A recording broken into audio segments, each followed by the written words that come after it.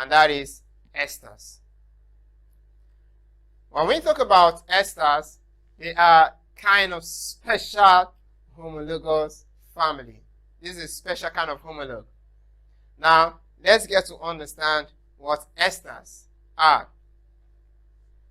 Esters are formed when carboxylic acids react with alkanols. So we can see that they are not just compounds that occur, but they occur as a result of chemical reactions between two homologous series. So when the alkanols react with the carboxylic acids or the alkanoic acids, we have esters formed. And that reaction usually is facilitated in the presence of sulfuric acid, concentrated sulfuric acid. So esters are formed when carboxylic acid reacts with alkanols in the presence of concentrated sulfuric acid.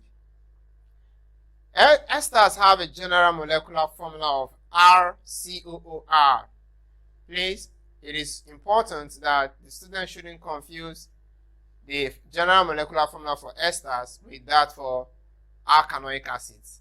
Alkanoic acids is RCOOH, but esters is RCOOR, where the first R is an alkyl linked to the acidic component, while the second R, the last R, R prime, may be an alkyl or a metallic element.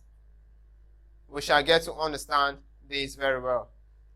In naming an ester, the alkyl part, which is the second R part, the R prime, is named first. Then the other part of the R, the acidic R, is named next. And then the names is usually summed up with the term weight. So whatever may be the first part of the name and the second part of the name, to sum up the name, we end it with weight. So let us take a look at how esters are formed and, of course, how to name esters. Esters are formed, like we have said, when alkanoic acids react with alkanols. Like we can see displayed on the screen, we have ethanoic acid plus propanol. Ethanoic acid plus propanol. And that is giving us our product. Let us get to expatiate what we have on the board so that we can get to understand. Now let us look at ethanoic acid plus propanol. We want to place that on the board for better understanding. So this is propanoic acid, propanol plus ethanoic acid. Ethanoic acid is CH3COOH plus propanol. Propanol is 3 carbon atoms. So we have CCCOH,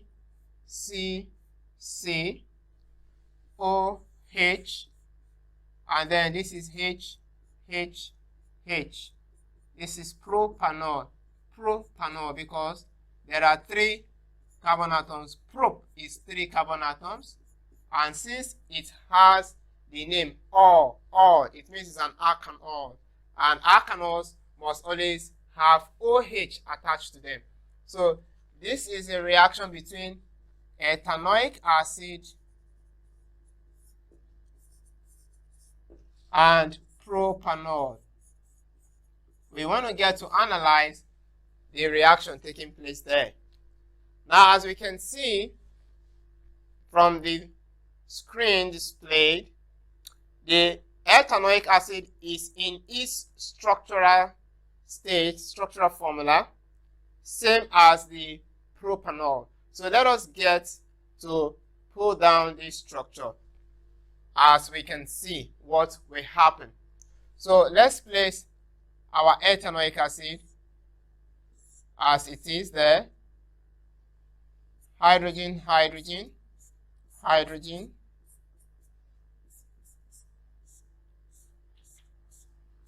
We have C, and then we have oxygen and hydrogen. This reacts with our propanol, but the propanol this time around was flipped the other way. So let us take our OH coming this way. It is the same thing. It's just to flip it around. It's the same thing. Nothing has changed. We are only flipping it around the other way. Nothing changed really. So that is propanol. Propanol reacts with ethanol, ethanoic acid, to give the product. The product is what we're going to see. Now, looking at that, whenever alkanols and alkanoic acids reacts, the product is usually an ester plus water. So, alkanoic acids, or you may say carboxylic acids, when alkanoic acids reacts with alkanols, alkanoic acid reacts with alkanols, the product is usually esters. Esters, let us pen down that very well. The product is esters plus water. Okay. Now, having seen that, let us get to understand how this is possible. The reaction is a reversible reaction. It can go forth and back. Now, let's get to understand how that is possible. This is our alkanoic acid, and here is our alkanol. When they react, this is what happens. The OH from the alkanoic acids and that from the alkanol combines, forming water. That is to say, they donate their OH, and it leads to the formation of water, as you can see displayed here on the board. So we have it that when this happens, we have H2O. H2O. So this actually takes place to form water. H2O is given off. And when H2O is given off, the remaining product gives us the ester. The remaining gives us the ester. So here we have C H. I think I'm just gonna, because of space. So let me just see how to reduce this. So we have hydrogen, hydrogen, hydrogen. C. Now we're having just the one oxygen left, and we have another oxygen down. So we have additional carbon with hydrogen, hydrogen, another carbon, hydrogen, hydrogen, and the last carbon, hydrogen, hydrogen, and hydrogen. So you can see this is the remainder from our alkanoic acid, and here we have the other part from our alkanols. So this is the part from alkanols, and this is the first part from alkanoic acids. Now, these two compounds must merge, because when you take a look at the bonding, oxygen, this oxygen here ought to have two bonds. The oxygen here ought to have two bonds as it is having from arachidonic acid. And the carbon here ought to have four bonds, but it's having 1, 2, 3, and nothing is here, X. Nothing is here for the carbon. So it means these two species from arachidonic acid and arachidons must merge. They have to merge. The bridge will be put together.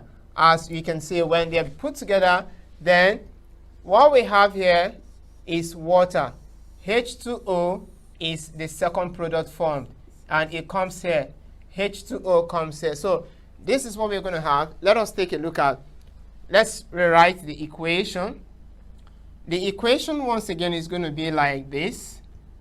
For clarity, let's take down the equation. One more time. We have it as we have C, hydrogen, H,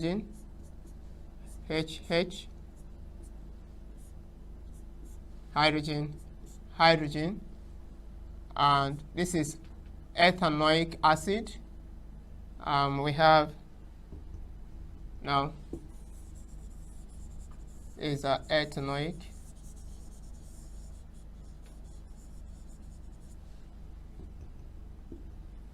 We have ethanoic acid plus propanol, OH. So we're going to make this clearer, propanol. Just want to make it clearer so that you can understand what is happening. Now, like we said, we have this coming out as our first product, that is water. This gives us H2O as our first product. And when that happens, we have this species that is left over from the arachidonic acid. What is left over from the arachidonic acid combines now with what will be left over from the arachanol, and it gives us our answer. What will be that? What will that be? That will be H, C, H, C, double bond O, and we have our O here. Then from the other part of arachanol, what is left is C, H here. We have C, H, and then we have C, H. So this is our ester. This is how esters are formed. So we can see our esters have been formed from joining the remaining species of arachidonic acid to the remaining species of arachanol after water has been formed as a result of the combination of these two compounds. So what we have left is what is called an ester. And how are esters named? Esters are named first by naming the alkyl group, followed by the acidic group, and then it ends with an OH. Now the question is, from this compound, how do we identify that? If we are to condense what we have here, let's write this out as a condensed formula. The condensed formula of this ester is CH3 COO CH2, CH2, CH3. This is the condensed formula. For clarity, let us use our arrows to identify what we've just said. This is CH3, and that is it there. This is COO, and it is represented there. This is CH2, it is represented. We have another CH2, and it is there. And last of all, we have CH3, and that is it. So this is what we refer to as an ester. And if you look at the ester, we said esters are also represented with the general molecular form of RCOOR. That is to say, this is R, and this is also an alkyl group. So, and this is going to have a prime. Now, how are we going to name the ester? Esters are named by, first of all, giving the name of this R prime, followed by, this is 1. R prime is named first. Second is the first R, 2. And then number 3 is we add up weight to its name. So how do we name that? This is an alkyl group. This alkyl group, R prime, is alkyl because, as you can see, it lost one hydrogen atom during the formation of water. It lost one hydrogen atom. So since it lost one hydrogen atom, it was initially propanol, but the loss of one hydrogen atom will make it to become propyl. Propyl, this is no longer propanol, but now propyl. In losing the OH, one hydrogen atom went away with it, so this is now going to be propyl. So the name of this ester is propyl, propyl, propyl, because there are 3 carbon atoms there. Propyl. And coming back to this other part of the compound, we have R and R. We have this R. So we are going to name it as propyl ethanoate. Propyl ethanoate. Because we have 2 carbon atoms here. 2 carbon atoms.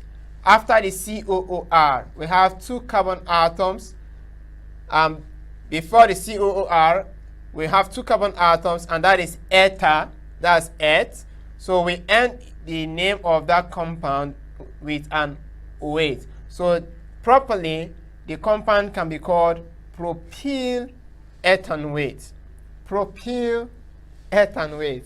So we are going to take more examples so that we get to understand what we have just explained.